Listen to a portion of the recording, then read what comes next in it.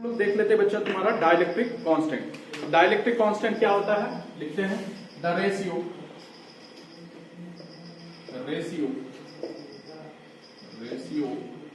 Of applied field E naught to reduced electric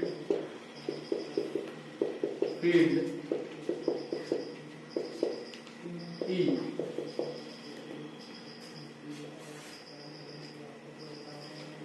on placing the dielectric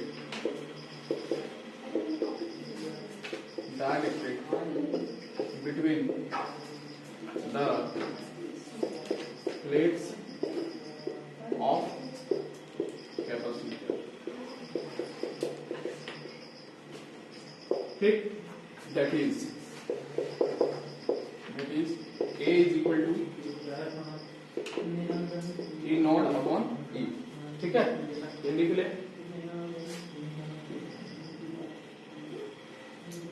E naught upon E.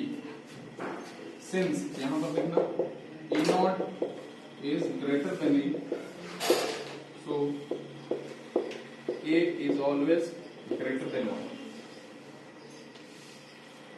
A is also called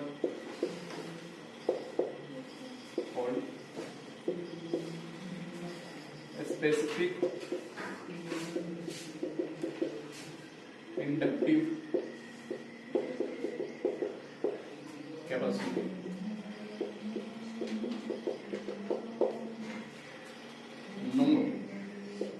note लिखते हैं, क्या note है? A is equal to epsilon r, relative permittivity.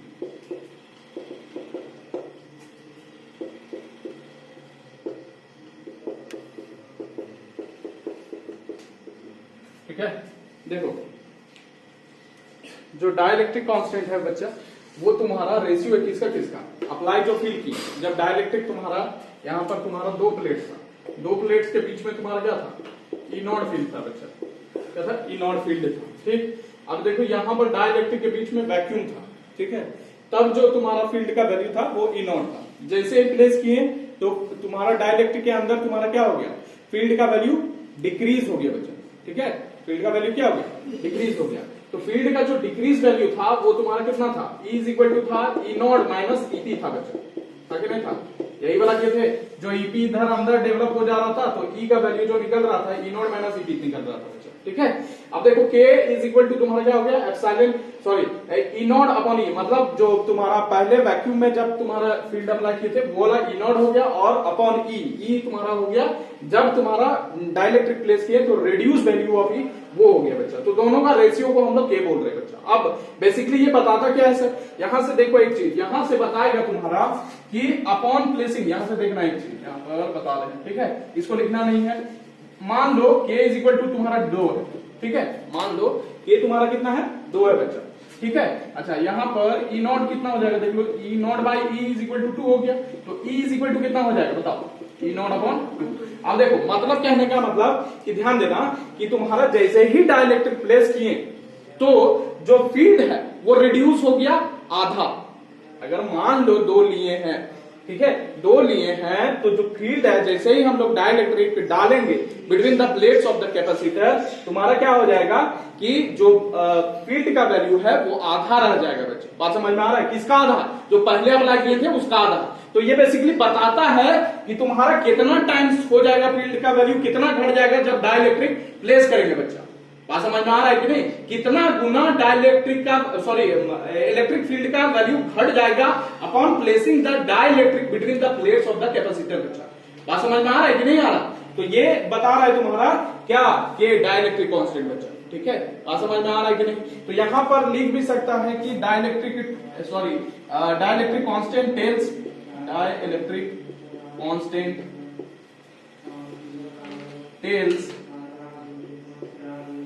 tells that how many times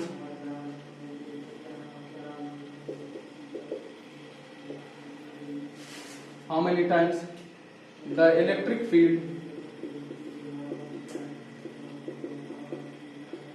is reduced on placing the dielectric between the plates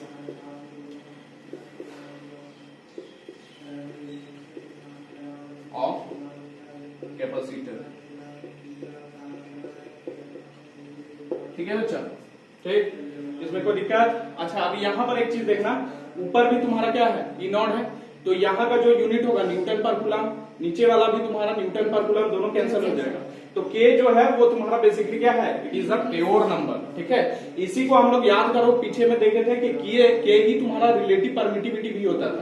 ठीक है, basically समझ में आ रहा है कि नहीं? अच्छा, ई नॉट तुम्हारा क्या है, ज्यादा है बच्चा, ई नॉट तो ज्यादा ही ना रहेगा, वैक्यूम में तुम्हारा फील्ड का वैल्यू क्या है, ज्यादा है, और जैसे तुम्हारा डाइलेक्ट्रिक डाले वेट का वैल्यू क्या हो गया, घट गया, तो ये वाला रेशियो हमेशा ग्रेटर देन 1 आएगा कि नहीं होगा, ये हमेशा बड़ा रहेगा, नीचे वाला छोटा रहेगा बच्चा, तो हमेशा ग्रेटर देन 1 आएगा कि नहीं, तो के का वैल्यू हमेशा ग्रेटर देन 1 होगा। और यहाँ पर लिख लेना कि it is a pure number. ठीक है, बात समझ में आ रहा है कि नहीं?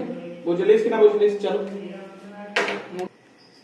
देखो, अभी हम लोग देखने जा रहे हैं पोलराइजेशन वेक्टर बच्चे। ठीक है, एक और टर्म है तुम्हारा पोलराइजेशन वेक्टर, तो हम लोग इसको डिफाइन कर सकते हैं तुम्हारा dipole moment of unit volume of polarized dielectric. अब देखो क्या होता है कि हम लोग जैसे तुम्हारा क्या करते हैं, प्लेस करते हैं डाइलेक्ट्रिक को between the plates of capacitor, conducting plates of capacitor, तब तुम्हारा क्या होता है, डाइलेक्ट्रिक पोलराइज हो जाता है बच्चा। ठीक है, बात समझ में आ रहा है? डाइलेक्ट्रिक तुम्हारा क्या हो जाएगा, पोलराइज हो जाएगा बच्चा।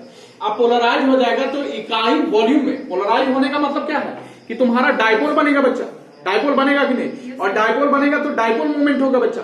तो एक इकाई वॉल्यूम में कितना तुम्हारा डाइपोल डेवलप होता है, यानी कितना डाइपोल मोमेंट है बच्चा इकाई वॉल्यूम में, यूनिट वॉल्यूम में, उसी को क्या बोलेंगे हम लोग, पोलराइजेशन वेक्टर बोलेंगे। ठीक है, इकाई वॉल्यूम मतलब 1 सेंटीमीटर क्यूब, 1 मीटर क्यूब जो भी है, इकाई वॉल्यूम में कितना डाइपोल मोमेंट डेवलप होता है पोलराइज होने का, मतलब डाइलेक्ट्रिक जब पोलराइज हो जाएगा तो उस इकाई वॉल्यूम में डाइलेक्ट्रिक का कितना डाइपोल मोमेंट डेवलप होता है, उसको हम लोग पोलराइजेशन वेक्टर बोलते हैं। बात समझ में आ रहा है कि नहीं आ रहा? तो हम लोग क्या लिखेंगे कि कंसीडर अ होमोजीनियस, मतलब एक ही जैसा, एक समान रूप से तुम्हारा रहेगा, consider a homogeneous dielectric slab be placed between the plates of capacitor and if n is the number of atoms per unit volume,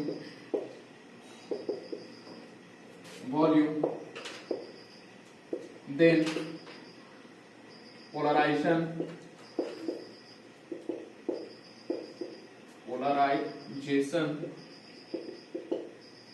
vector is given by, ठीक है, इसको लिख सकते हैं P is equal to N, और ये क्या हो जाएगा, P हो जाएगा बच्चा। ध्यान देना ये कैपिटल है और इधर स्मॉल है। ठीक है, अच्छा यहां पर N जो है ये N/V है। ठीक है, बात समझना यहाँ पर। ठीक है, यहाँ समझो बात क्या है कि हम लोग क्या किए कि तुम्हारा डाइलेक्ट्रिक स्लैब को तुम्हारा प्लेट्स के बीच में रखे बच्चा, तो प्लेट्स के बीच में जैसे रखेंगे इलेक्ट्रिक फील्ड सेटअप हो जाएगा और इसको क्या कर देगा, पोलराइज कर देगा बच्चा। इधर वाला तुम्हारा नेगेटिव चार्ज हो जाएगा, इधर वाला पॉजिटिव चार्ज। बात समझ में आ रहा है? अगर इधर पॉजिटिव है तो तुम्हारा ये सब चीज तो बताएं, ये पॉजिटिव अगर हो गया प्लेट, ये नेगेटिव है बच्चा, तो इलेक्ट्रिक फील्ड इधर हो गया ई नॉट बच्चा, और इसमें तुम्हारा क्या होगा, इधर वाला तुम्हारा चार्ज इधर इधर इधर इधर नेगेटिव हो जाएगा बच्चा, इधर पॉजिटिव हो जाएगा, यानी मॉलिक्यूल्स क्या आ जाएंगे, पोलराइज हो जाएंगे बच्चा। बात समझ में आ रहा है? इसके अंदर का बताए ना तुम्हारा फिगर होगा वो सब, तो मॉलिक्यूल्स पोलराइज होगा तो उसका क्या होगा, डाइपोल होगा। ठीक है, डाइपोल होगा तो डाइपोल मूवमेंट होगा बच्चा। अब डाइपोल मूवमेंट होगा तो इकाई वॉल्यूम में कितना डाइपोल मूवमेंट डेवलप हो रहा है upon placing the dielectric between the plates of the capacitor, मतलब एक इलेक्ट्रिक फील्ड में जब रख रहे बच्चा। ठीक है, तो कितना मतलब डाइपोल मूवमेंट बन रहा है इकाई वॉल्यूम में, वही तुम्हारा क्या है, पोलराइजेशन वेक्टर। तो हम लोग क्या कंसीडर किए कि एक होमोजीनियस डाइलेक्ट्रिक है और उसको प्लेस किया गया है between the plates of the capacitor. अगर n जो है ये small n is the number of atoms per unit volume, अगर n जो है नंबर ऑफ एटम्स या फिर मॉलिक्यूल, इसको लिख लो, या फिर यहां पर मॉलिक्यूल्स, एटम्स या मॉलिक्यूल है पर यूनिट वॉल्यूम, मतलब number of atoms per unit volume, इकाई वॉल्यूम में अगर n नंबर ऑफ एटम्स है, ठीक है, तो एक का तुम्हारा डाइपोल मोमेंट कितना होगा, p होगा बच्चा, ठीक है। तो n नंबर का कितना होगा, n नंबर मतलब number of atoms per unit volume कितना होगा, इतना से मल्टीप्लाई कर देंगे तो मेरा निकल जाएगा टोटल डाइपोल मोमेंट, यही तो होगा n into p। बात समझ में आ रहा है कि नहीं? तो यही क्या होगा तुम्हारा पोलराइजेशन वेक्टर, वही तो डिफिनेशन दिया हुआ है। बात समझ में आ रहा है कि नहीं आ रहा? बुझलिस कि ना बुझलिस? तो ये वाला तुम्हारा लिख लो। दूसरा चीज, इसका यूनिट क्या होगा भाई, यूनिट देख लो यहां से, यूनिट जब लिखेंगे, ठीक है, ऐसा यूनिट, तो क्या लिखेंगे, देखो यहां पर n क्या हो गया तुम्हारा, यहां पर n लिखते हैं, ये n अपॉन वॉल्यूम होगा बच्चा। वॉल्यूम का क्या होता है बताओ, मीटर क्यूब होता है कि नहीं होता है? होता है ना, ठीक। और p का क्या होता है, q into D, q into 2d लिखते हैं बच्चा, लिखते कि नहीं लिखते? d कितना हो गया, d का मीटर हो जाएगा बच्चा और इसका कुलाम हो जाएगा, तो यहां पर लिख सकते हैं कुलाम मीटर, ठीक, कोई दिक्कत? अब देखो ये तुम्हारा क्या हो गया, 1 मीटर यहां पर कटेगा तो यहां पर स्क्वायर बचेगा और यहां पर क्या होगा, कुलाम होगा बच्चा, तो कुलाम पर मीटर स्क्वायर होगा कि नहीं होगा, ठीक है। तो इसका एसआई यूनिट तुम्हारा क्या हो जाएगा, कुलाम पर मीटर स्क्वायर बच्चा। तो ये चीज लिख लो, नोट डाउन करो। देखो इन मोस्ट ऑफ डाइलेक्ट्रिक, देखो रिलेशन हम लोग देखने जा रहे हैं तुम्हारा किसके किसके बीच में, बोलो, डाइलेक्ट्रिक कांस्टेंट और ससेप्टिबिलिटी के बारे में, ठीक है। तो इन मोस्ट ऑफ डाइलेक्ट्रिक देखो क्या होता है भैया, मोस्ट ऑफ डाइलेक्ट्रिक क्या होता है, जो तुम्हारा पोलराइजेशन वेक्टर है, जो अभी देखे बच्चा, पोलराइजेशन वेक्टर P, यानी पोलराइजेशन वेक्टर जो है वो बताएगा तुम्हारा कि कितना dipole moment per unit volume तुम्हारा डेवलप होगा बच्चा, यही तो बताएगा, ठीक है, पोलराइज्ड डाइलेक्ट्रिक में, ठीक है। तो पोलराइजेशन वेक्टर ये कैपिटल P लिख दो इसको, capital P is proportional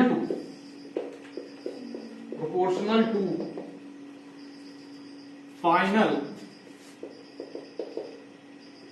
final और रिड्यूस्ड इलेक्ट्रिक फील्ड बच्चा, इसके प्रोपोर्शनल होता है बच्चा। मतलब समझ रहा है, नहीं समझ रहा? डाइलेक्ट्रिक जब प्लेस किए थे तो तुम्हारा जो फील्ड अंदर निकल रहा था वो E के बराबर निकल रहा था ना, तो उसी को फाइनल या रिड्यूस इलेक्ट्रिक फील्ड बोल रहे हैं, तो उसी के प्रोपोर्शनल होगा। मतलब कि अंदर में कितना फील्ड है, जब डाइलेक्ट्रिक प्लेस कर दिए तो अंदर में तुम्हारा E फील्ड जो था वो कितना है उस पर डिपेंड कर रहा है कि तुम्हारा पोलराइज कितना होगा पर यूनिट वॉल्यूम। तुम्हारा डाइपोल मतलब डाइलेक्ट्रिक जब पोलराइज होगा तो डाइपोल मोमेंट कितना क्रिएट होगा, किस पर डिपेंड करेगा, जो अंदर में जो फील्ड है उस पर डिपेंड करेगा बच्चा। बात समझ में आ रहा है कि नहीं आ रहा? कुछ मतलब फाइनल या reduce value of electric field कितना है उस पर डिपेंड करेगा कि पोलराइजेशन वेक्टर कितना होगा बच्चा। बात समझ में आ रहा? पोलराइजेशन वेक्टर क्या है कि dipole moment per unit volume कितना है बच्चा, यही तो बात समझ में आ रहा कि नहीं आ रहा? तो जो फाइनल या रिड्यूस इलेक्ट्रिक फील्ड है वो प्रोपोर्शनल, यानी पोलराइजेशन वेक्टर जो प्रोपोर्शनल है वो किसका है, बोलो, रिड्यूस इलेक्ट्रिक फील्ड का बच्चा, जो अंदर में है। बुझलिस कि ना बुझलिस? दैट इज, यहां पर लिख सकते हैं हम लोग कि P वेक्टर यानी पोलराइजेशन वेक्टर वो तुम्हारा प्रोपोर्शनल होगा किसका, E का, ठीक है। बात समझ में आ रहा है कि नहीं आ रहा? बुझलिस? जो अंदर में कितना फील्ड है उसी पर डिपेंड करेगा कि मतलब पोलराइजेशन वेक्टर जो है वो डिपेंड करेगा तुम्हारा अंदर में कितना फील्ड है बच्चा, ठीक है।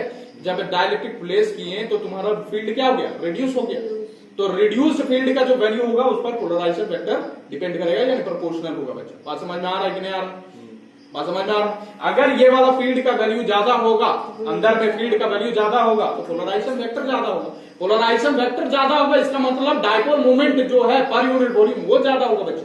बात समझ में आ रहा है कि नहीं आ रहा? ठीक, कोई दिक्कत है? अब देखो यहां से अगर मान लो हम लोग क्या कर दे कि रिमूव करें यहां से ये वाला चीज, तो बराबर और कांस्टेंट आएगा, और बराबर और कांस्टेंट यहां पर आता है ऐसा, कोई दिक्कत? इसको एप्सिलॉन नॉट ये जान ही रहा है, रिलेटिव परमिटिविटी, ठीक है, और ये सॉरी एब्सोल्यूट परमिटिविटी इसको बोलते हैं, फ्री स्पेस बच्चा, और ये काई भी बोला जाता है, जाई भी बोलता है बहुत लोग, ठीक है। तो काई ई है, ये इलेक्ट्रिक फील्ड के लिए है, तो काई ई बोल रहे बच्चा, ठीक है। अब ये क्या है, इसको बोलते हैं इलेक्ट्रिकल ससेप्टिबिलिटी, तो वेयर यहां पर लिख देते हैं ये इलेक्ट्रिकल ससेप्टिबिलिटी बच्चा, इलेक्ट्रिकल ससेप्टिबिलिटी।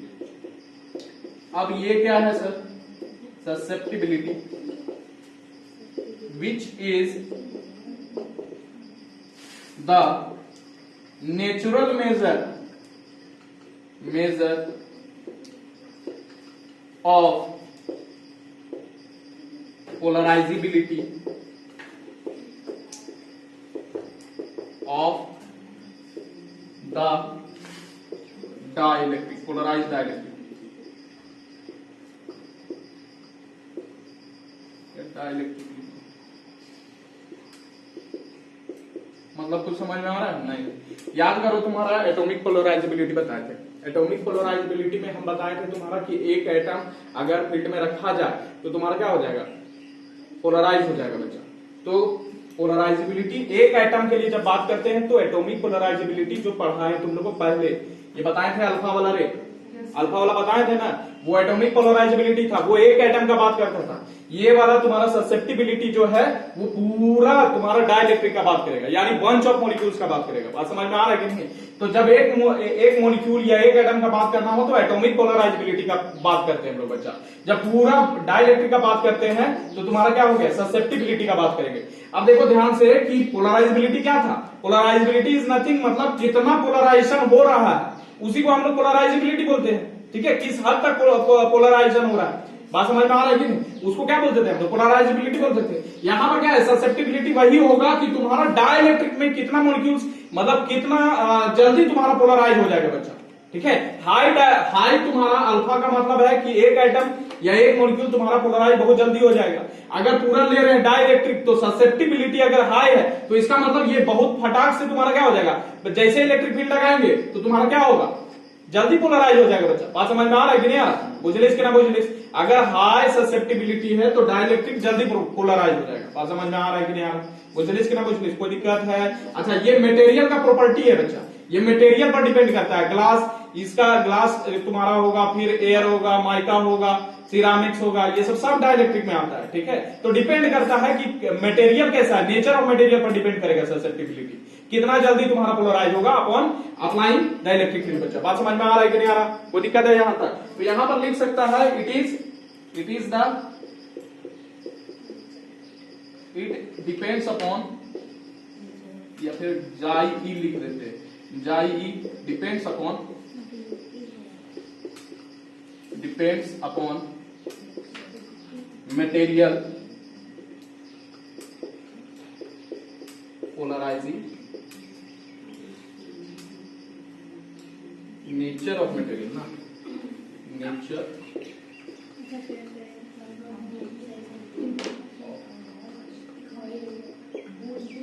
चलो लिखो, देखो रिलेशन देखने जा रहे हैं, लिख ले रिलेशन।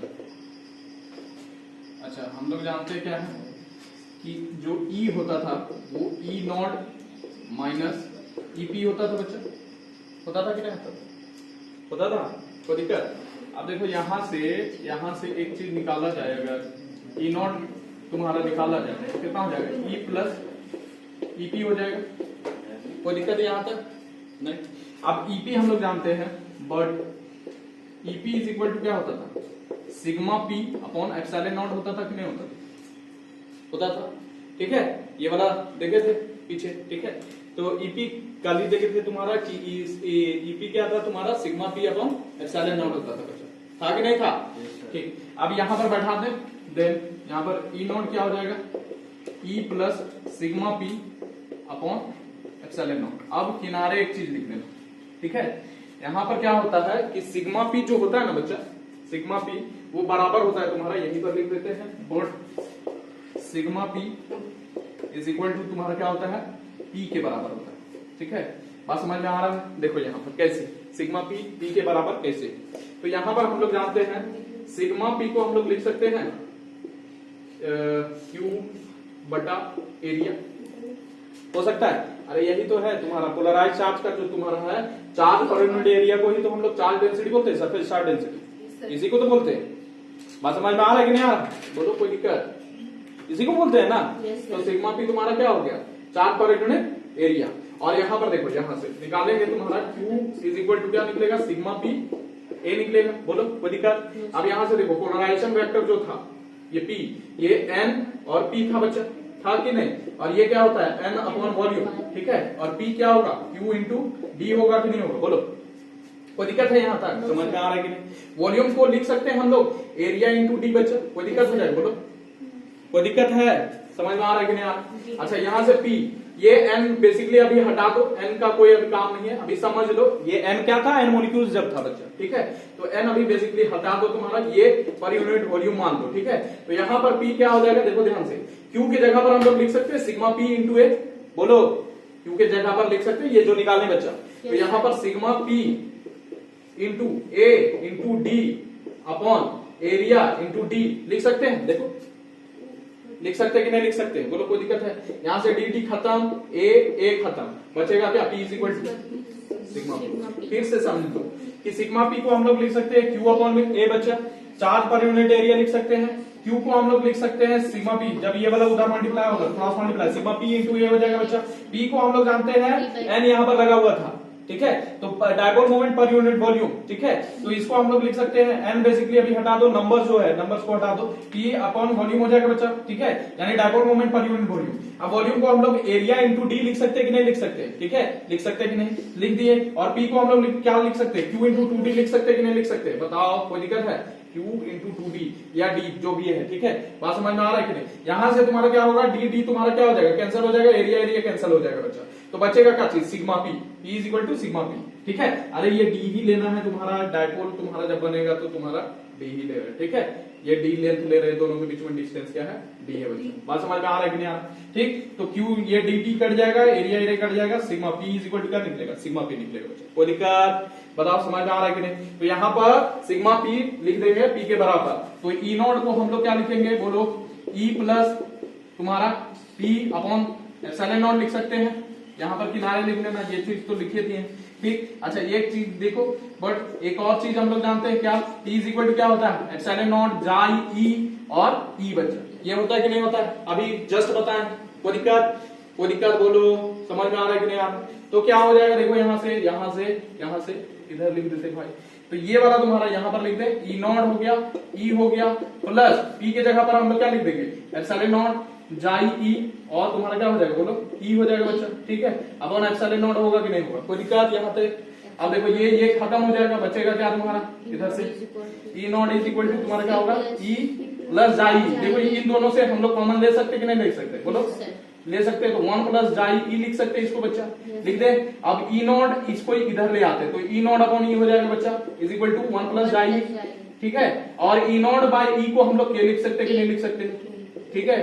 तो k इज इक्वल टू क्या हो जाएगा? 1 प्लस जाई, यानी यही तुम्हारा डाइलेक्ट्रिक कांस्टेंट और इलेक्ट्रिकल ससेप्टिबिलिटी के बीच में रिलेशन है, तो ये लिख लो।